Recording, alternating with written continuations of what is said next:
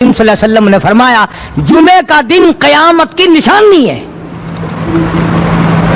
قیامت کا دن جس دن قائم ہوگا جمعہ ہی ہوگا. آج جمعہ تفریح کا دن ہے، آج جمعہ جوئے کا دن ہے، آج جمعہ شراب پینے کا دن ہے، آج جمعہ کھیل تماشا بے حیائی بدماشی کا دن لوگوں نے بنا لیا ہے. ایک ہمارا ماحول ہے، آپ ذرا توجہ فرمائیں. جمعے کے دن فلموں میں رش ہے، جمعے کے دن سینما کے ٹکٹ کا رش ہے، جمعے کے دن VCR بہت زیادہ چلتے ہیں، جمعے کے دن ٹیلی ویژن پہ بڑا رش ہوتا ہے، جمعے کے دن بدماشی ہے، جوا ہے، بے حیائی، زیادہ سے زیادہ بے حیائی جمعے کے دن ہوتی ہے. حالانکہ حضور کریم صلی اللہ علیہ وسلم نے فرمایا جمعے کے دن ایک گھڑی ایسی آتی ہے جو مانگو وہی ملتا ہے. جس حال میں کچھ کوئی مشغول ہوگا وہی اس کی زندگی کا مستقل ذریعہ بن جائے گا. کون سمجھائے تمہیں؟ کس کے اندر طاقت اور جرت ہے کہ قوم کے دھارا پھیر سکے اور قوم کے رخ کو پھیر سکے؟ کون پھیر سکتا ہے؟ اس لیے قرآن کریم نے بار بار للکارا اور فرمایا افلم یہد لہم کم اہلکنا قبلہم من القرون. اکڑنے والوں، بدماشی کرنے والوں، بے غیرت کمینوں، باداؤ، جب میرا قہر جوش میں آئے گا پھر ایک دو کو نہیں، پھر بستی کی بستی، ملک کے ملک اجاڑ کے رکھ دوں گا. افلم یہد لہم کم اہلکنا قبلہم من القرون.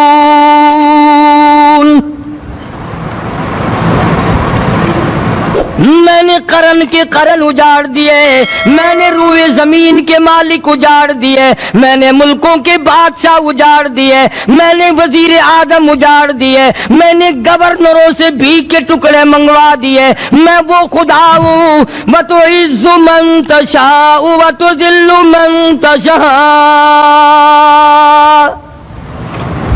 بیدک الخیر انک علی کل شیء قدیر. سارا نظام میرے ہاتھ میں ہے. تبارک الذی بیدہ الملک. برکتیں میرے پاس ہے، رحمت میرے پاس ہے، خیر میرے پاس ہے، بھلائی میرے پاس ہے، سلامتی کے خزانے میرے پاس ہے، امن کے خزانے میرے پاس ہے.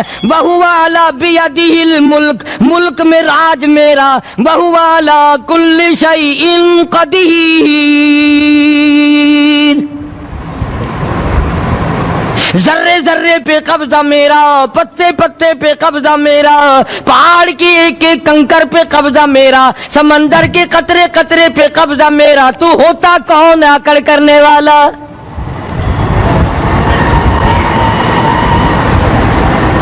غور نہیں کرتے، سوچتے نہیں ہیں کہ کلام الہی ہمیں کیا بتانا چاہتا ہے. جناب عثمان رضی اللہ تعالیٰ عنہ فرماتے ہیں اور لوگوں میں نے ساری زندگی گزار دی اسلام کے بعد، جس دن سے میں نے کلمہ پڑھا آخری دم تک کوئی جمعہ ایسا نہیں، کوئی جمعہ ایسا نہیں گزرا اللہ کے نام پر میں نے ایک غلام خرید کے آزاد نہ کیا ہو. پہلے لوگ بھی جمعے کے دن درود پاک کی کثرت کرتے تھے، خیرات کیا کرتے تھے کہ 8 دن کا کفارہ ہو جائے، اللہ تبارک و تعالی راضی ہو جائے. آج کے دن قیامت آئے گی، نہ جانے میرا کیا حال بنے گا، کن لوگوں میں میرا شمار ہوگا. مدنی کریم صلی اللہ تعالی علیہ وسلم کا دربار لگا ہوا ہے، مجلس ہے آقا مدنی صلی اللہ علیہ وسلم کی. وہ کتنے مقدروں والے جوان تھے جو اپنے محبوب صلی اللہ علیہ وسلم کی مجلس میں بیٹھتے تھے.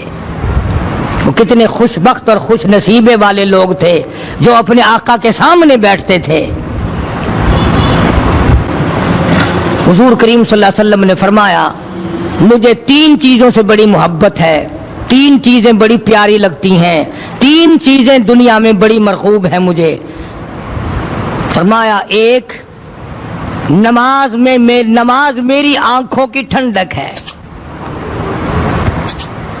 سرکار کی پسندیدہ بات سنو، فرمایا نماز میری آنکھوں کی ٹھنڈک ہے، جو نماز پڑھتا ہے وہ میری آنکھوں کو ٹھنڈا کرتا ہے، جو نماز نہیں پڑھتا کیا مطلب؟ وہ مجھے رنج دیتا ہے۔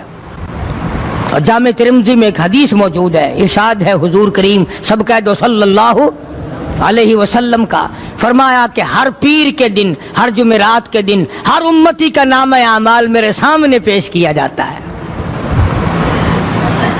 ہر امتی کا اعمال نامہ سرکار کے سامنے کر دیا جاتا ہے، تیرے فلاں امتی کا یہ عمل ہے۔ ذرا مسجد میں بیٹھے ہو، قبلے کی طرف منہ کیے بیٹھے ہو، لوگوں سوچو تو صحیح ہمارے اعمال نامے دیکھ کر آقا کو کتنا رنج ہوتا ہوگا، ہمارے کردار دیکھ کر، ہماری روح سیاہی کو دیکھ کر آقا کو کتنا رنج پہنچتا ہوگا صلی اللہ علیہ وسلم۔ ارے ہم نے حضور کی ذات اقدس کو رنج پہنچایا، پریشانی پہنچائی، تکلیف پہنچائی، پرواہ نہیں کرتے نمازوں کی، نوجوان بھی، بوڑھے بھی، حج کر کے بھی نماز پڑھتے لوگ، اور اب تو ویسے بھی دانا بینا لوگ ہیں۔ تو آپ نے ارشاد فرمایا کہ میری آنکھوں کی ٹھنڈک نماز میں ہے، تین چیزیں مجھے پیاری ہیں پوری دنیا میں، تین چیزیں پسندیدہ ہیں میری۔ سب سے پہلی فرمایا نماز میری آنکھوں کی ٹھنڈک ہے، قرۃ عینی فی الصلاۃ او کما قال النبی صلی اللہ علیہ وسلم، فرمایا جس آدمی، جس امتی کا یہ دل کرے کہ میں نبی کی آنکھ ٹھنڈی ہو، اسے چاہیے کہ نماز پابندی سے پڑھے۔ دوسرا فرمایا وفادار عورت مجھے بڑی پسند ہے، حضور کریم صلی اللہ علیہ وسلم نے فرمایا وفادار عورت، ہائے ہائے ہماری ماؤں سے زیادہ وفادار کون ہوں گی؟ جناب عائشہ صدیقہ رضی اللہ تعالیٰ عنہ فرماتی ہیں کالی کملی والے کے گھر میں 3 مہینے چولہے میں آگ نہیں جلتی تھی،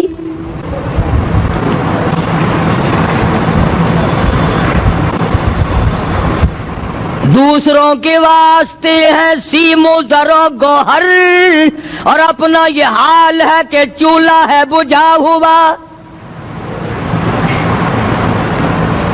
جناب عائشہ صدیقہ رضی اللہ تعالیٰ عنہ فرماتی ہیں ہمیں 24 گھنٹے میں ایک پانی کا پیالہ اور ایک کھجور کا دانہ ملا کرتا تھا۔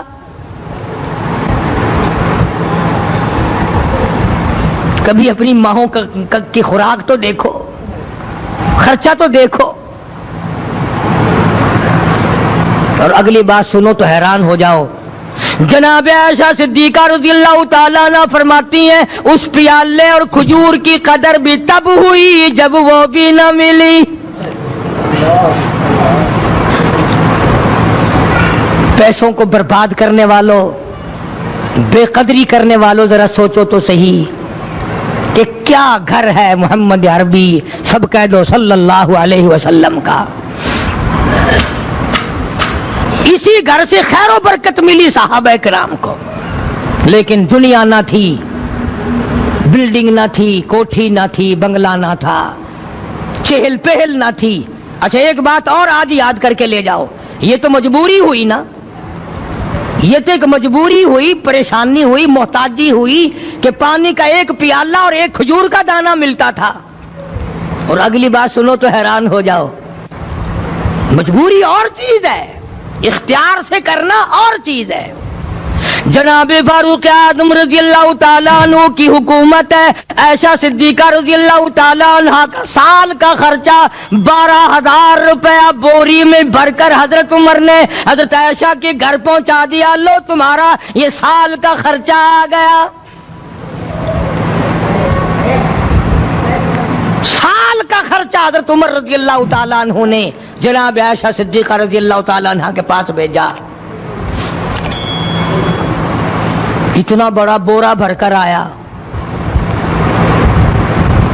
اللہ غنی، بجائے خوش ہونے کے، بجائے مچلنے کے، بجائے فخر کرنے کے، اپنی خادمہ سے فرمانے لگی حضرت عائشہ خادمہ سے فرمانے لگی میں نے تو اپنے محبوب صلی اللہ علیہ وسلم کے پیٹ پہ پتھر دیکھے، میں نے تو کالی کملی والے کو فاقے کرتے دیکھا۔ خادمہ سے فرمانے لگی اس بوری کے اور میرے درمیان میں کپڑا لٹکا دے، میری آنکھ دیکھنا گوارا نہیں کرتی، میری آنکھ دیکھنا بھی گوارا نہیں کرتی۔ اس نے کپڑا لٹکا دیا۔ اس کے بعد خادمہ سے فرمانے لگی مدینے میں اعلان کراؤ جس کو خیرات چاہیے وہ عائشہ کے دروازے سے آ کے لے جائے رضی اللہ تعالیٰ عنہا۔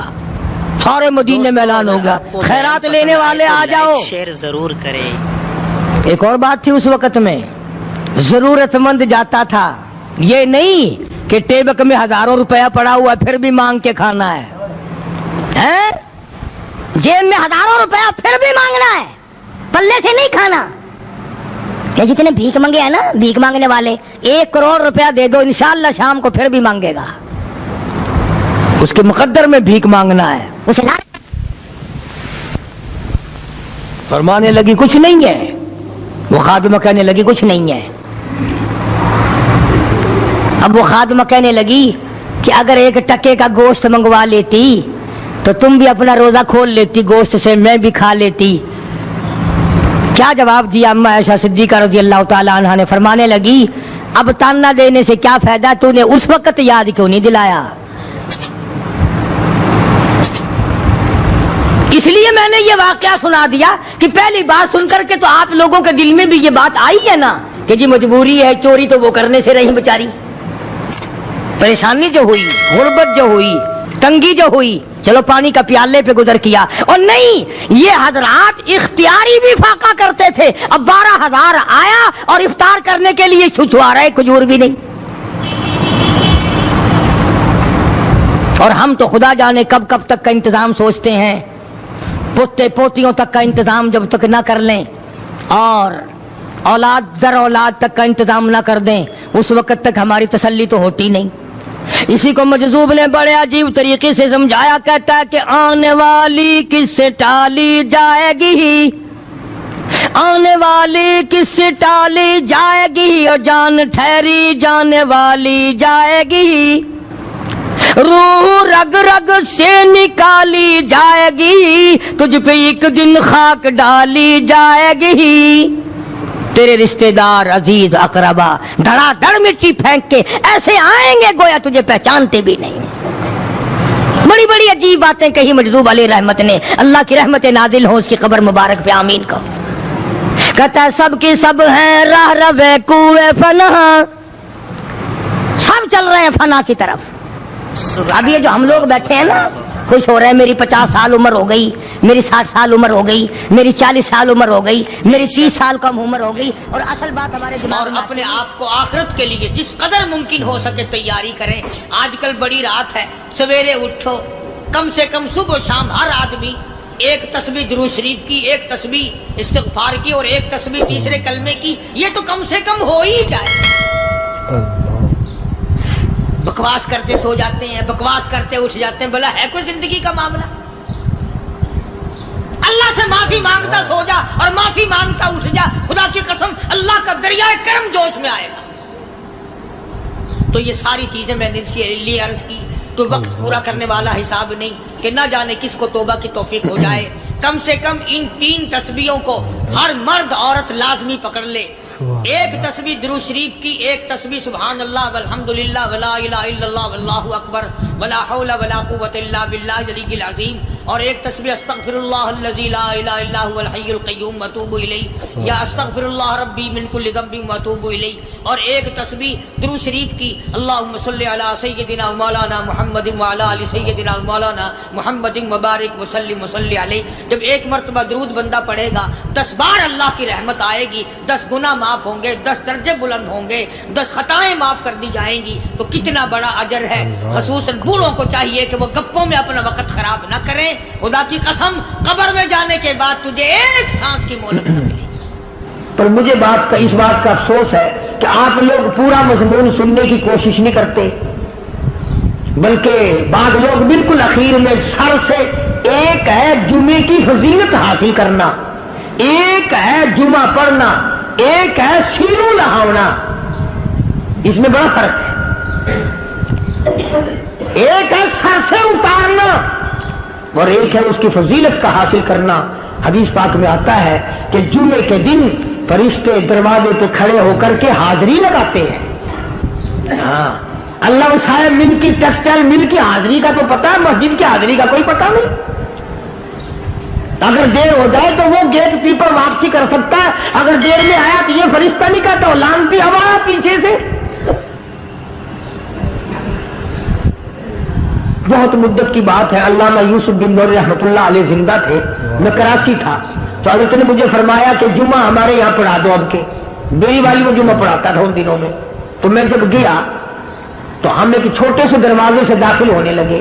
ایک پٹھان کہنے لگا پرلے دروازے سے چلو, میں بھی ادھر سے جاتا ہوں. میں نے کہا کیوں؟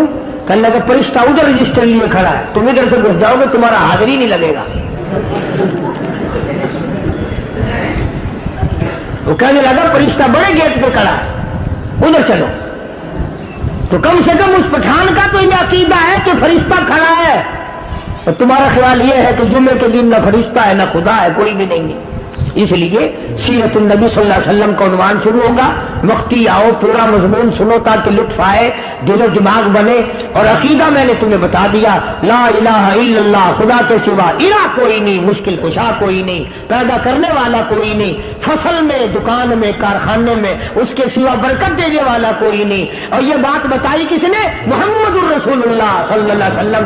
ہمارے نبی حضرت محمد الرسول اللہ صلی اللہ علیہ وسلم نے ہمیں یہ بات بتائی. خدا کے بعد خدا کوئی نہیں, مصطفیٰ کے بعد نبی کوئی نہیں, حضور صلی اللہ علیہ وسلم کے بعد کوئی کسی قسم کا جو نبوت کا دعویٰ کرے وہ کافر ہے, دجال ہے, بے ایمان ہے, وہ خنزیر سے بدتر ہے جو میرے آقا کے ختم نبوت کے تاج کو ہاتھ لگائے گا. فرمایا لہم قلوب لا یفقہون بہا. اللہ پاک جل شانہ فرماتے ہیں جس کا دل قرآن کریم سمجھنے کا عادی نہیں, لہم قلوب لا یفقہون بہا, جس کا دل قرآن سمجھنے کے لیے تیار نہیں, وَلَهُمْ أَعْيُنٌ لَا يُبْصِرُونَ بِهَا, جس کا کان اللہ کا قرآن سننے کے لیے تیار نہیں. ام لہم آذان لا یسمعون بہا, ام لہم آذان یسمعون بہا, جس کا کان خدا کا قرآن سننے کو تیار نہیں. خدائی فیصلہ سنو, اللہ کے قرآن کا فیصلہ سنو, اللہ کے کلام کا فیصلہ سنو. جس کا کان میرا کلام سننے کے لیے تیار نہیں, جس کو میرا قرآن سن کے مزہ نہیں آتا, جس کو میرا کلام سن کے حلاوت نہیں آتی, جس کو میرا کلام سن کے لذت نہیں آتی, جس کی روح تازی نہیں ہوتی, جس کو لطف نہیں آتا, جس کو کیف نہیں آتا, جس کو سرور نہیں آتا, جو میرا قرآن سننے کو تیار نہیں, جو میرا قرآن آنکھوں سے دیکھنے کو تیار نہیں, جو میرا قرآن سننے سمجھنے کے لیے تیار نہیں. آؤ پھر خدائی فیصلہ سنو. فرمایا اولئک کالانعام,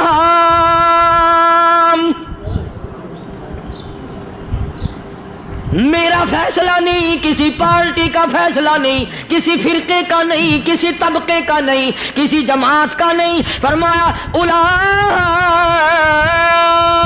الانعام, پیدا کرنے والا مالک و خالق کہتا ہے مجھے اپنی کبریائی کی قسم یہ سارے جانور ہیں.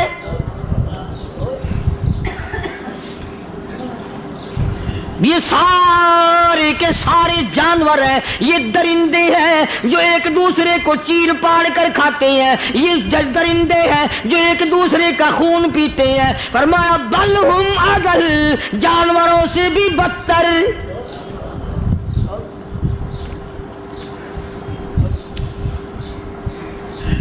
جس کے دل میں قرآن سن کر ترس نہیں, جس دل میں رحم نہیں, اپنے سے کمزور دیکھ کر جس کے دل میں شفقت نہیں, مہربانی کا مادہ نہیں, فرمایا وہ کوئی بندہ ہے, وہ تو جانور ہے. اور خدا غضب میں آ گیا, فرمایا بل ہم اضل, اس سے بھی بدتر. اللہ والے جو ہیں وہ ان خصلتوں کو دور کراتے ہیں اور وہ آدمی کے مزاج اور دل میں سے ایسی چیزیں نکالتے ہیں جو اس کی بربادی کا ذریعہ بنتا ہے. دل کی بیماریوں کا کسی کو فکر نہیں. بخار ہو جائے آپ چڑھ جائے آپ کو پتہ چل جاتا ہے, نزلہ ہو جائے آپ کو پتہ چل جاتا ہے, کھانسی ہو جائے پتہ چل جاتا ہے. دل کی بیماریوں کا کیا پتہ چلے؟ صحابہ اکرام رضوان اللہ تعالی علیہ مجمعین کی جماعت کے اللہ پاک کے محبوب حضرت محمد الرسول اللہ صلی اللہ تعالی علیہ وسلم نے دلوں کی صفائی کی. پہلے لوگ جھونپڑیوں میں کچے کوٹھوں میں رہتے تھے, نہ اتنی صفائی تھی نہ اتنی ترقی تھی. آج برتنوں کی صفائی دیکھو, کپڑوں کی صفائی دیکھو, مکان کی صفائی دیکھو, رات دن بس اسی دھندے میں لگے ہوئے. سارا دن برتن دھونے سے فرصت نہیں, سارا دن کپڑوں کے بناؤ اور سنوار میں فرصت نہیں. تو اللہ والے ایسے موقع پر بڑی عجیب بات کہتے ہیں. وہی مجذوب ہے, مجذوب علی رحمت کہتے ہیں بظاہر تو ہر شے میں بے حد صفائی, بظاہر تو ہر شے میں بے حد صفائی, مگر دل میں ہے گندگی انتہائی. بظاہر تو ہر شے میں چہرے کی صفائی, بدن کی صفائی, نہ جانے کتنی قسم کا صابن ہے, نہ جانے کتنی قسم کے پاؤڈر ہے, نہ جانے کتنی قسم کے شیمپو ہیں, نہ جانے کتنی قسم کے کپڑے ہیں, کیا چال ڈھال ہے, کیا نئے نئے ڈیزائن ہے. مجذوب کہتا سب کچھ دیکھ لیا, بظاہر تو ہر شے میں بے حد صفائی, مگر دل میں ہے گندگی انتہائی. جس یار کی بیٹھک میں بیٹھ کے کھانا کھایا, جس رشتہ دار کی بیٹھک میں بیٹھ کے کھانا کھایا, اسی کی بہن کو دیکھ کر آبرو پہ ڈاکہ ڈالنے کا پروگرام ہے. جس دوست کے گھر میں بیٹھ کے کھانا کھایا, اسی دوست کی بیوی کی عزت لوٹنے کا پروگرام ہے. پرانے زمانے میں اب بھی دلی جیسے شہر میں اگر دعوت کی جاتی ہے تو وہاں ایک تشتری میں نمک آتا ہے سب سے پہلے. عرب میں بھی دستور تھا پرانے زمانے میں, اگر کوئی دعوت کرتا, کوئی تقریب کرتا, سب سے پہلے نمک آتا تھا. ایک ایک انگلی ہر شخص نمک چاٹتا تھا. کیا مطلب؟ جس نے نمک چاٹ لیا اب وہ نمک حرامی نہیں بنے گا. اس گھر میں چوری کرنا, اس گھر کی آبرو کا غلط تصور لانا, اس گھر کے مال میں خیانت کرنا وہ حرام سمجھتا تھا جس گھر کا میں نے نمک چکھ لیا. اور مسلمانوں کی بات نہیں, ہندوؤں کی بھی یہ باتیں تھی. مولانا محمد علی صاحب جلندری سب قید رحمت اللہ علیہ فرمایا کرتے تھے کہ ایک سکھ تھا بہت بڑا ڈاکو, مسلمان اور ہندو مل کر اس کو ساتھ ملا کر کے لے گئے کہ یہاں اس گاؤں میں اس پنڈ میں ڈاکہ ڈالے. سفر کر کے گئے, تکلیف اٹھا کے گئے. اس سکھ ڈاکو نے پوچھ لیا کہ یہ کون سا گاؤں ہے کہ یہ فلانا ہے. اچھا سارے کے سارے یہ تلاش کرو, یہ سوچ بچار کرو, اپنے پنڈ کی, اپنے علاقے کی, کسی مسلمان کی, کسی ہندو کی, کسی سکھ کی, کسی چوڑے چمار کی اس گاؤں میں لڑکی تو نہیں. ہمارے یہاں سے کوئی لڑکی تو شادی ہو کے یہاں نہیں آئی ہوئی. ان ساروں میں سے کہنے لگا کہ ہمارے بھنگی کی لڑکی جمادار کی یہاں آئی ہوئی ہے. کہنے لگا واپس چلو, بیٹی بیٹی ہے چاہے بھنگی کی ہو یا نواب کی ہو. ارے کل بیٹی کا ڈولا دیا تھا, آج ڈاکہ ڈالیں گے, شرم نہیں آئے گی؟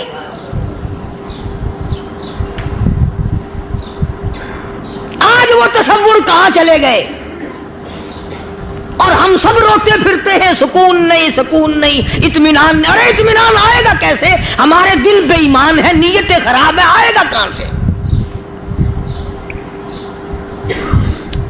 صحابہ کرام رضوان اللہ تعالی علیہ مجمعین کی جماعت نے اس قدر اس بات پہ محنت کی اور کوشش کی کہ غلط لقمہ بھی پیٹ کے اندر نہ چلا جائے. چنانچہ میں علی الاعلان کہتا ہوں 1,29,000 صحابہ کرام کالی کملی والے کے دیوانے اور پروانے हुजूर के यार जानिसार, हुजूर के साथ फाका खाने वाले, फाकों मरने वाले, पत्थर खाने वाले अपने बच्चों के टुकड़े होते हुए देखकर ला इलाहा इल्लल्लाह मुहम्मदुर रसूलुल्लाह की सदा बुलंद करने वाले सहाबा किराम का ये हाल था। पैदल सफर करके जाते थे यहूदी ईसाई, शाम निकल गए, फलस्तीन निकल गए, हिंदुस्तान आ गए, 2-2 साल लग जाते थे। अपनी जवान बेटियों को मुसलमानों के घरों में छोड़ के आ जाते थे। कभी निगाहे नबूवत ने जिनको रंग दिया था, कभी किसी सहाबी पे जर्रा बराबर इल्जाम नहीं लगा। उन यहूदियों का, उन ईसाइयों का यह अकीदा था कि मोहम्मद सल्लल्लाहु अलैहि वसल्लम के जो गुलाम हैं, इनकी निगाह भी पाक है, इनके दिल भी पाक है, इनके इरादे भी पाक है, इनके हाथ भी पाक है।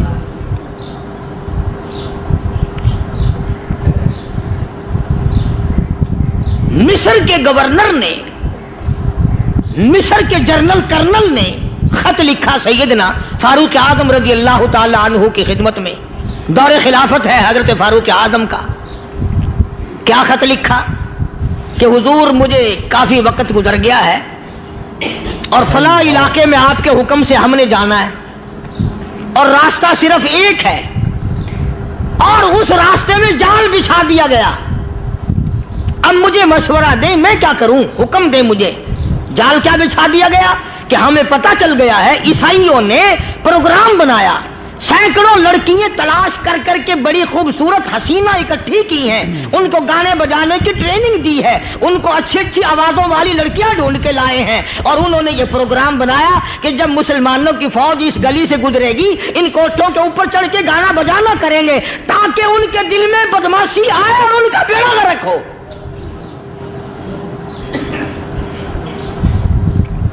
कभी काफिर का यह अकीदा था कि मुसलमान का दिल बिगड़ा तो ये गया, इसकी नीयत में खराबी आई और ये तबाह हुआ। जनाबे फारूक आज़म रज़ियल्लाहु ताला अन्हु ने उसे ये खत ने लिखा कि तू कुरान पढ़ा कर, तू नफिल पढ़ा कर।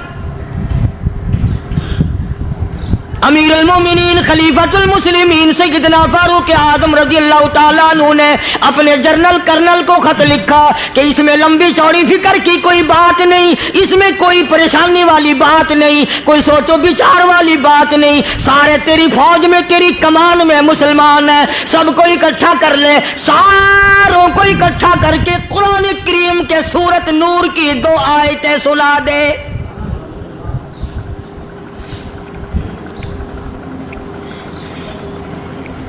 ये भी नहीं फरमाया कि सजा सुनाओ, इतने कोड़े लगेंगे, जो खिलाफ करेगा यूं कैद होगी, यूं कोर्ट मार्शल कर दिया जाएगा, कुछ नहीं। जनाबे फारूक आज़म रज़ियल्लाहु ताला अन्हु की राय देखो, उनके ख्याल में कुरान करीम में इतनी बड़ी ताकत है, इतनी बड़ी अजमत है, इतनी बड़ी करामत है, कलाम इलाही में इतना बड़ा शरफ है। ऐलान कर दिया, फरमाया अपने कर्नल को सारी फौज को, लश्कर को इकट्ठा करके कुरान करीम की फुला फुला आयत सुना दे।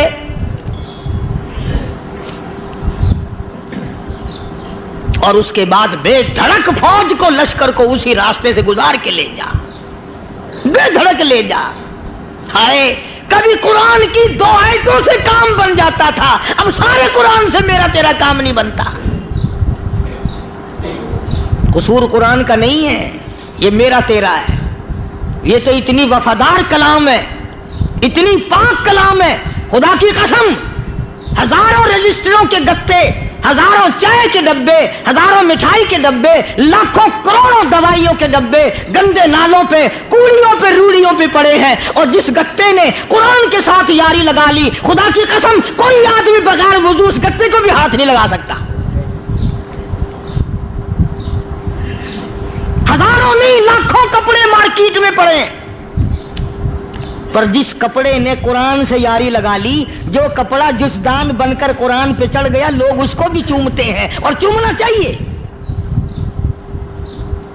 यारो, कपड़े ने कुरान से यारी लगाई तो कपड़ा अजमत वाला बन गया, गत्ते ने यारी लगा ली तो गत्ता बन गया। ہزاروں قسم کے کاغذات روزانہ ذلیل ہوتے پھرتے ہیں. جس کاغذ پہ قرآن لکھا گیا وہ عظمت پا گیا, جس سیاہی سے قرآن لکھا گیا وہ سیاہی عظمت والی بن گئی. ارے اگر مسلمان قرآن کو اپنے اندر پیدا کر لے, اس کی عظمت کو بسا لے, اس کو اپنا لاہ عمل بنا لے, اس کو اپنے سر پہ رکھ لے, تو کیا یہ بندہ قرآن کے ساتھ وفاداری کرے تو قرآن کیا خیال ہے قرآن بے وفائی کر دے گا؟ یقین نہیں, یقین اصل بات اعتقاد کی ہے. یقین کا تو یہ عالم بنا ہوا ہے کہ اگر کوئی چوری کا معاملہ ہو جائے اور کسی پر شبہ ہو, اگر اسے کہو کہ قرآن اٹھا دے تو دیر نہیں لگائے گا, اور اگر کہے کہ فلانی خانگاہ کا کنڈا مار دیا کہ یہ کام میں نہیں کرتا. خانگاہ کے کنڈے میں ایمان ہے, قرآن پہ ایمان نہیں. اس پر یقین ہے کہ پیر اندھا کر دے گا, اور یہاں یقین نہیں کہ جس خدا نے پیدا کیا اگر میں نے جھوٹا قرآن اٹھایا تو وہ برباد کر دے گا.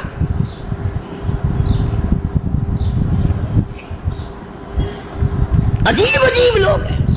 چنانچہ مصر کے کرنل نے, مصر کے جنرل نے ساری فوج کو اکٹھا کر لیا. اس نے بھی یہ بات تو نہیں کہی کہ فاروق اعظم کو دوبارہ خط لکھتا کہ حضرت یہ تو 2 آیتیں آپ نے لکھی, یہ تو سارا قرآن روز پڑھتے ہیں, پر بنے گا کیا؟ جیسے فاروق اعظم کا یقین تھا, فاروق اعظم کی فوج کے کرنل کا بھی یقین ہے, فاروق اعظم کے فوج کے جنرل کا بھی یقین ہے. اس نے ساری فوج کو اکٹھا کیا, لشکر کو جمع کیا, اور اس کے بعد کہنے لگا قل للمؤمنین یغضوا من ابصارکم وَيَحْفَظُوا فُرُوجَهُمْ ذَلِكَ أَزْكَىٰ لَهُمْ إِنَّ اللَّهَ خَبِيرٌ بِمَا يَصْنَعُونَ. او لوگوں, خدا تمہیں کہتا ہے اپنی آنکھوں کی حفاظت کرو.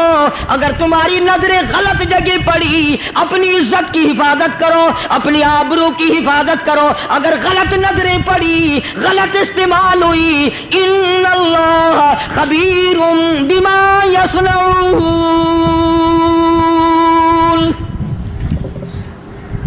اللہ پاک تمہاری ساتھ ساتھ ہے, وہ ہر چیز کو دیکھتا جائے گا, وہ ہر چیز تمہاری دیکھے گا.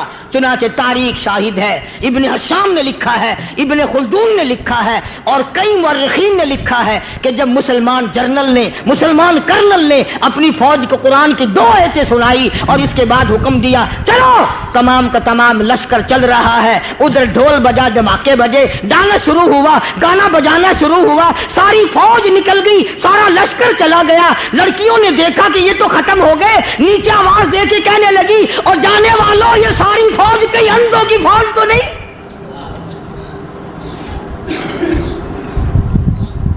یہ حسن کا نظارہ اور یہ ڈانس اور یہ آواز, ہم ناچ ناچ کے تھک گئی, کوئی سر نہیں اٹھاتا.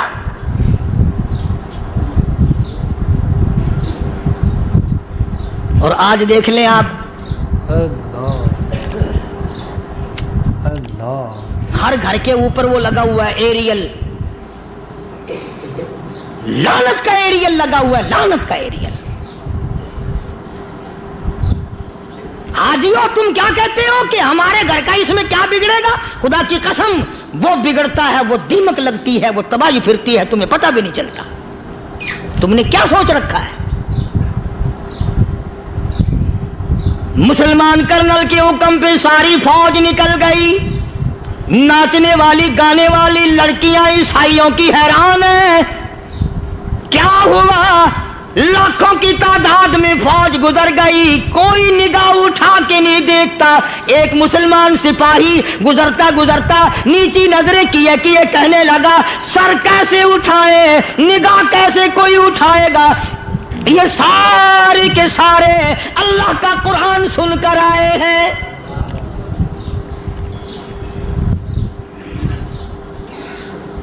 کیسے کوئی نگاہ اٹھائے گا, کیسے کوئی سر کو اٹھائے گا؟ یہ سارے کے سارے اللہ کا قرآن سن کر آئے ہیں. ان کا عمل ہوا نا قرآن پہ, ان کے عمل کا کتنا بڑا اثر پڑا. مورخین نے لکھا, ابن حشام لکھتا ہے, عیسائی لڑکیوں نے چھلانگیں لگا دی, کوٹھی سے نیچے آ گئی, کہنے لگی عام مسلمانوں وہ قرآن ہمیں بھی سنا کے جاؤ جس میں اتنی اسپرٹ ہے, اتنی طاقت ہے, جو حسن کے نظارے سے روک دے, جو گانے بجانے سے روک دے. یہ تو آدمی کے دل کا سکون ہے, نہ گانا سنتے ہو نہ حسن کا نظارہ کرتے ہو, جاتے والے یوں نہ جاؤ, ہمیں بھی وہ قرآن سنا کے جاؤ.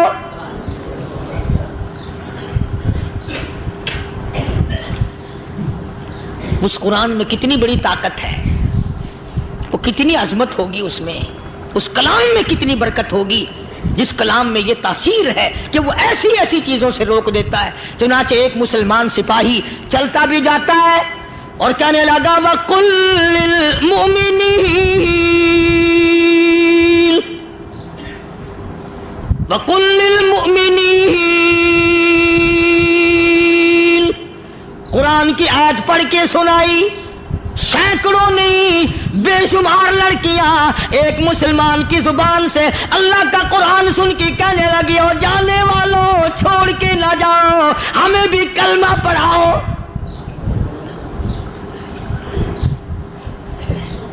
جتنی بھی وہ ناچنے گانے والی تھی تمام کے تمام کلمہ پڑھ کر مسلمان بن گئی. اور مورخین نے لکھا ہے آخری دم تک قرآن کی شیدائی اور دیوانی بن کے گزری ہیں.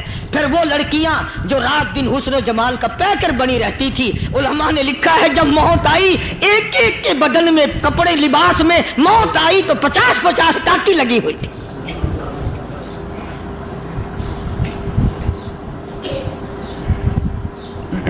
بظاہر تو آج بھی بڑی جھاڑا پنجی ہے, بڑی صفائی ہے, بڑی دوڑ دھوپ ہے. اسی کو مجذوب الاعلان کہتا, بظاہر تو ہر شے میں بے حد صفائی, مگر دل میں ہے گندگی انتہائی, کبھی اس کے دھوکے میں آنا نہ بھائی, یہ سب ہے رعائی, یہ بس ہے رعائی. یہ تو چیز ہی کچھ نہیں. بڑے بڑے دھندے ہمیں پلٹتے دیکھے, بڑے بڑے نظام بگڑتے دیکھے. محمد عربی صلی اللہ تعالی علیہ وسلم کے دربار میں بڑے بڑے لوگ آتے تھے. اللہ غنی, نگاہ نبوت نے جس کو رنگ دیا سبحان اللہ, پھر قیمت تو بن گیا, وہ اسلام کی دولت سے پیچھے نہ ہٹا. کوئی پیچھا پھر کے دیکھا ہی نہیں کہ ہم کیا کر رہے ہیں. ایک لذت تھی, ایک کیف تھا, ایک سرور تھا صحابہ کرام کو. کہاں سے وہ چیز ہم لائیں, کیسے ہم میں وہ چیز پیدا ہوگی. جنگ بدر ہوا, بڑی بہترین بات ہے, توجہ لکھ کے لے جاؤ, انشاءاللہ قبروں میں دعائیں دو گے. جنگ بدر ہوا, 70 سے زیادہ کافر پکڑے گئے, مدینے میں پکڑ کے قیدی بنا کر کے لائے گئے. تنگ دستی کا زمانہ ہے, 1 سال نہیں ہوا مسلمان اجڑ کے آئے تھے, مار کھا کے آئے, پریشان ہو کر آئے, دن دولت چھوڑ کر لوٹا کر آئے. ان کے پلے کیا تھا. شام کا وقت ہوا, مدنی کریم صلی اللہ تعالی علیہ وسلم نے مسجد کے دروازے میں کھڑے ہو کر اعلان فرما دیا, کون ہے, کون ہے جو میرے مہمانوں کو کھانا کھلائے. اور وہ مہمان کوئی شہنشاہ نہیں تھے, ہیں بھی کافر, ہیں بھی اسلام کے دشمن, آئے بھی صحابہ کرام کو مارنے, میدان جنگ سے پکڑ کے لائے گئے, جنگی قیدی ہیں. اس نبی کی طرف کبھی منہ کیا کر جس نبی کا تو غلام ہے, امتی بنا پھرتا ہے. فرمایا کون ہے جو میرے مہمانوں کو کھانا کھلائے. صحابہ کرام میں سے کسی نے 2 پکڑ لیے, کسی نے 1 کو ساتھ لے لیا. ایک بنادار سا غریب سا صحابی ہے, اس نے ساتھ لے لیا ایک مہمان اور گھر لے کے گیا. بیوی کو کہنے لگا کہ کھانا کتنا ہے, کہ بس 1 آدمی جوگا ہے, 1 آدمی کی کافی ہوگا. کان میں کہنے لگا اپنی بیوی کے، دستور تھا عرب کا، مہمان اور میزبان اکٹھے کھایا کرتے تھے، اپنی گھر والی کے کان میں کہنے لگا کہ اس کے آگے کھانا رکھ دیں گے مہمان کے، جب یہ کھانا شروع کر دے گا کسی بہانے سے دیوا بجھا دیو، میں یوں ہی منہ کو خالی ہلاتا رہوں گا، یہ کھانا کھا لے گا، پیٹ بھر جائے گا اس کا۔ چنانچہ کھانا آگے رکھ دیا، جو کچھ بھی تھا اس نے کھانا شروع کیا کہ جی آپ بھی کھائیں، کہ ہاں ہاں میں بھی کھا رہا ہوں۔ بس یوں ہی کھانے میں بھی ہاتھ لگائے، منہ کو بھی ہاتھ لگائے اور منہ کو چلائے بھی برابر، بیوی نے چراغ بجھا دیا۔ یہ عمل تو صحابی کر رہا ہے اپنے گھر میں، ادھر قرآن کریم نازل ہو گیا محمد کریم صلی اللہ علیہ وسلم کی ذات پہ، فرمایا وَيُؤْثِرُونَ عَلَىٰ أَنفُسِهِمْ وَلَوْ كَانَ بِهِمْ خَصَاصَةٌ وَمَن يُوقَ شُحَّ نَفْسِهِ فَأُولَٰئِكَ هُمُ الْمُفْلِحُونَ۔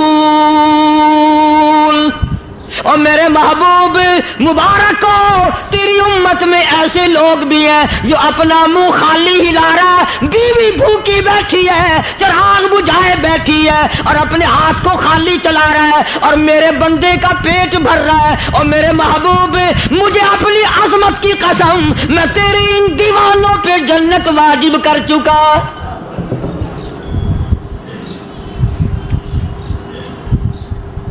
اب حضور صلی اللہ علیہ وسلم نے تو ان کو نہیں سکھایا تھا کہ تو جا کے ایسا کرنا، قدرتی مزاج ایسا بنا دیا تھا۔ ایک اور موقع آیا مدینے پاک میں، جنگی قیدی اور جگہ سے اسی طرح سے آئے، ایک صحابی ایک اور آدمی کو، جنگی قیدی کو کافر میں گھر لے گیا۔ بیوی کہنے لگی کہ ایک ہی آدمی کا کھانا ہے بس، انہوں نے کہا اس کو دے دو۔ وہ کافر جنگی قیدی کہنے لگا جی آپ بھی کھائیں، کہنے لگا بھی بات ہے صاف، ایک آدمی کا کھانا ہے، تو کھانا کھا، میں درخت کے پتے چبا لیتا ہوں۔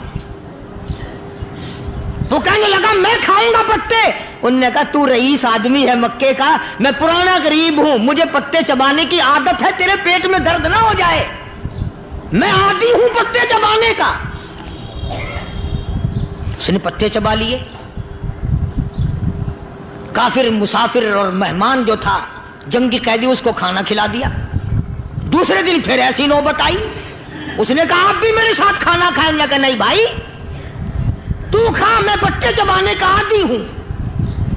2 دن تو اس کافر نے کھانا کھا لیا، اور جب تیسرے دن اس کے آگے کھانا آیا، انہوں نے کہا بھائی تو ہی کھا، بس اتنا ہی کھانا ہے، میں تو میاں بیوی ہم تو پتے چبا لیں گے۔ اور کہنے لگا مدینے والوں، تم خود پتے چباتے ہو، دشمنوں کو کھانا کھلاتے ہو، آج میری بھی ایک شرط ہے، پہلے کلمہ پڑھا پھر کھانا کھلا۔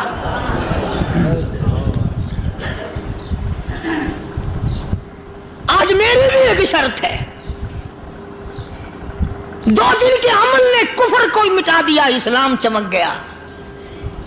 2 دن کے عمل نے، میرا تیرا 60 سال کا عمل ہے، کبھی کسی کافر کو مسلمان بنایا؟ الٹے ہی کام، ہر غلط، ہر معاملہ الٹا ہی ہے، ہر آدمی بیزار ہوتا ہے، یار دین تو کچھ نہیں، یار اسلام کچھ نہیں، یارو ایمان کچھ نہیں۔ اسی کو قرآن کریم نے للکار کی آواز دے کے فرما دیا لوگوں ایسی گڑبڑ نہ کرو ورنہ میں وہ خدا ہوں فَأَخَذَتْكُمُ الصَّاعِقَةُ وَأَنْتُمْ تَنْظُرُونَ۔ جبریل امین نے ایک چیخ ماری، ساری قوم کے جگر پھٹ گئے، میں وہ خدا ہوں لا تركضوا وارجعوا إلى ما أترفتم فيه ومساكنكم لعلكم تسألون۔ لوگ مکان چھوڑ کے بھاگتے ہیں، ماحول چھوڑ کر بھاگتے ہیں، معاشرہ چھوڑ کر کے بھاگتے ہیں، خدا کہتا آؤ جن مکانوں پہ تمہیں ناز تھا وہ یہ کھڑے بھاگ آ رہے۔ اسی کو قرآن کریم کہتا ہے ان الذین قالوا ربنا اللہ ثم استقاموا وہ آدمی جس نے لا الہ الا اللہ محمد الرسول اللہ صلی اللہ علیہ وسلم پڑھا، اللہ کی توحید کا اقرار کر لیا، او میرے مالک تیرے سوا میرا کوئی مشکل کشا نہیں، حاجت روا نہیں، میرے دل کے بھید کو جاننے والا نہیں، میری بگڑی بنانے والا کوئی نہیں، اجڑوں کو بسانے والا کوئی نہیں، کھیتی کو آباد کرنے والا کوئی نہیں، ایک دانے سے سینکڑوں دانے بنانے والا تیرے سوا کوئی نہیں۔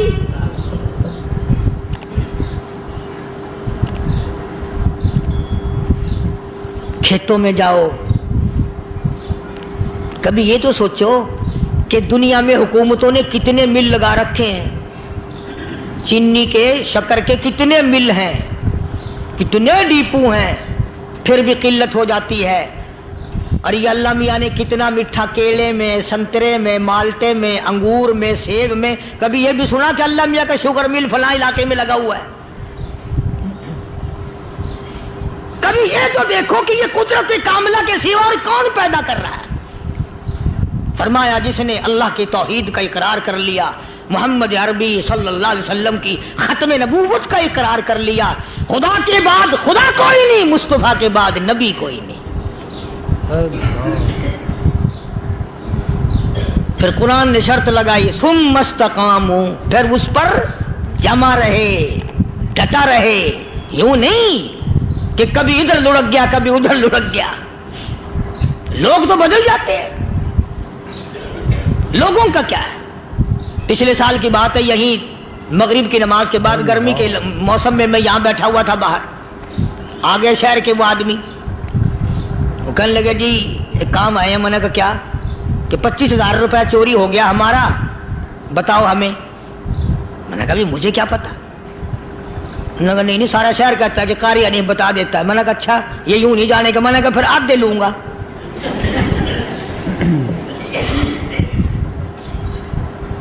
25,000 گم ہوئے ہیں نا، 12.5 میرے 12.5 تمہارے۔ کہنے ہیں دیکھو نا جی بال بچے چھوٹے چھوٹے غریب بچے ہیں جن کے وہ پیسے ہیں۔ میں نے کہا اچھا میں بادشاہ لگا ہوا ہوں؟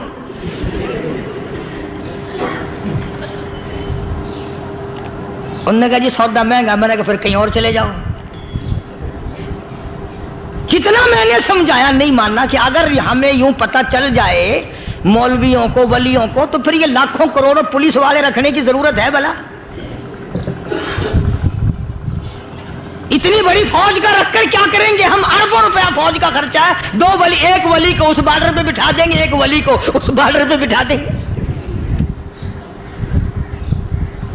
پھر ہم بڑھانا دیں گے اولیاء کرام رجمت۔ ذہنیت ماری گئی، سمجھ نہیں پاتے، دین کے قریب نہیں آتے لوگ، سمجھتے نہیں۔ فرمایا ثم استقاموا تتنزل علیہم الملائکۃ الا تخافوا ولا تحزنوا وابشروا بالجنہ التی کنتم توعدون۔ قرآن کہتا ہے ادھر ولی کی موت آتی ہے، ایسا آدمی جو اپنے کلمے پہ جمع رہے، شرک و بدعت کی لعنت سے بچے، کفر و نفاق سے بچے۔ ادھر موت آتی ہے، ادھر فرشتے کہتے ہیں گھبرانا، غم نہ کر، بہشت کے دروازے تیرے لیے سارے کھلے ہوئے۔ وَلَكُمْ فِيهَا مَا تَشْتَهِي أَنفُسُكُمْ وَلَكُمْ فِيهَا مَا تَدَّعُونَ۔ فرمایا ہم تمہاری ہر اس تمنا کو پورا کریں گے، ہر اس آرزو کو پورا کریں گے، جو مانگو گے وہی ملے گا، جو کہو گے وہی دیا جائے گا۔ نحن اولیاؤکم فی الحیات الدنیا وفی الآخرہ، ہم دنیا میں بھی تمہارے کارساز ہیں، ہم آخرت میں بھی تمہارے کارساز ہیں، ہم دنیا میں بھی تمہارے دوست ہیں، آخرت میں بھی تمہارے دوست ہیں، اور خدا کے یہاں وہ انعام ملے گا۔ اللہ غنی، رائی کے دانے کے برابر نیکی کی ہوگی، جب پڑھا پہاڑوں کے برابر ثواب ملے گا تو آدمی حیران ہوگا، یا اللہ تیرے جیسا بینک تو کسی کا بھی نہیں۔ رائی کا دانہ لے کر پہاڑ واپس کر دیا، مالک نے نجات کا ذریعہ بنا دیا۔ فرمایا نزلا من غفور رحیم، یہ مہمانی ہے پروردگار عالم کی طرف سے۔ قرآن اعلان کر کر کے کہتا وبالاسحار هم یستغفرون، اللہ پاک فرماتے ہیں میرے بندوں کی نشانی یہ ہے کہ وہ آخری رات میں بڑے ویلے سحری کے وقت اٹھ کر استغفار کرتے ہیں، اللہ کے حضور میں معافی مانگتے ہیں، روتے ہیں، عاجزی کرتے ہیں۔ کہتا کہ ایک تڑپ سی دل میں امنگتی ہے، ایک درد جگر میں ہوتا ہے، ایک تڑپ سی دل میں امنگتی ہے، ایک درد جگر میں ہوتا ہے، ہم رات کو رویا کرتے ہیں جب سارا عالم سوتا ہے۔ سب لوگ سوئے ہوئے ہوں اور اللہ کا دروازہ کھٹکھٹا، اندھیرے میں مالک کائنات کے سامنے جھولی پھیلا، اپنی بگڑی کا سوال کر، اپنی مشکلات اس مالک کے سامنے پیش کر جو سارے جہان کا خالق و مالک ہے۔ عقیدہ بھی بناؤ، اعمال بھی بدلو، مزاج بدلو، طبیعتوں میں انقلاب لاؤ، اور لوگوں ان گھروں کو مسلمانوں والے گھر بناؤ۔ تم برا مان کے جاؤ یا بھلا مان کے جاؤ، میں اپنے عقیدے کی بات کو چھپاتا نہیں۔ جس گھر میں کوئی مرد عورت قرآن کے کھولنے والا نہیں، میں اس گھر کو مسلمان کا گھر نہیں کہتا، وہ چوڑے اور کراڑ اور سکھ کا گھر ہے۔ تمہیں یہ سکھایا کس نے ہے کہ مرنے کے بعد قرآن پڑھا جاتا ہے اور ساری زندگی میں نہیں پڑھا جاتا؟ یہ قرآن مردوں کے لیے تھوڑی آیا، یہ زندوں کے لیے آیا ہے۔ حدیث پاک میں آتا ہے حضور کریم سب کہہ دو صلی اللہ علیہ وسلم نے فرمایا عیسیٰ علیہ الصلوۃ والسلام ایک قبرستان سے گزرے، گورستان سے گزرے تو ایک قبر کو دیکھا، وہ نبی ایسا تھا، اس کے معجزات ایسے تھے۔ قبر میں دیکھا تو ایک بڑھیا جل رہی ہے، سڑ رہی ہے، تباہ ہو رہی ہے، رو رہی ہے۔ تو عیسیٰ علیہ الصلوۃ والسلام پناہ کر کے وہاں سے گزر گئے۔ چند دنوں کے بعد جو اسی قبر کے پاس سے گزرے تو عیسیٰ علیہ السلام کو دھیان آیا کہ اس قبر میں ایک بڑھیا بڑی عذاب بھگت رہی تھی، مگر اس دن جو دیکھا وہ تو عیش میں بیٹھی ہے، تخت میں بیٹھی آرام کر رہی ہے۔ سیدنا عیسیٰ علیہ الصلوۃ والسلام نے اللہ پاک سے سوال کر دیا، الہی مرنے کے بعد تو آدمی کوئی نیکی بھی نہیں کر سکتا، اس نے کیا کر لیا جو اس کا سارا نظام بدل گیا؟ آواز آئی اے عیسیٰ لکھ کے لے جاؤ یہ بات، حضور کا فرمان ہے۔ فرمایا اے عیسیٰ، اس مائی کے چھوٹے سے پوتے نے استاد کے پاس جا کر کے پڑھا بسم اللہ الرحمن الرحیم، اس ننھے سے منہ سے، چھوٹے سے منہ سے جب یہ لفظ نکلا اے اللہ تو بڑا مہربان ہے، تو بڑا کریم ہے، عیسیٰ چھوٹے سے منہ سے جب نکلا، وہ تو معصوم تھا، اس کے منہ سے جب نکلا نا تو میں بڑا مہربان ہوں، میں نے اس معصوم بچے کے صدقے میں اس کی دادی پہ کرم کر دیا، اس کے نام میں بڑی برکتیں ہیں، اس اللہ کا نام لینے میں بڑی برکتیں ہیں۔ گڑ میں مٹھاس ہے، اللہ کے نام میں مٹھاس نہیں، ٹافیوں میں مٹھاس ہے، اللہ کے نام میں مٹھاس نہیں۔ تم نے چکھ کے نہیں دیکھا، اگر تم چکھ لو خدا کی قسم دنیا کی کوئی چیز اچھی نہ لگے اللہ کے نام کے مقابلے میں۔ اللہ پاک مجھے اور آپ سب کو اپنا نام لینے کی توفیق عطا فرمائے، اپنے قرآن کی تلاوت کرنے کی توفیق عطا فرمائے، اور اپنا ذکر اور اپنا فکر اور اپنے شکر کی توفیق عطا فرمائے، اور اللہ پاک ہم سب کو یہ ہمت دے کہ مرتے دم تک ہم قرآن سے یاری کریں، قرآن سے وفاداری کریں۔ وآخر دعوانا ان الحمدللہ رب العالمین۔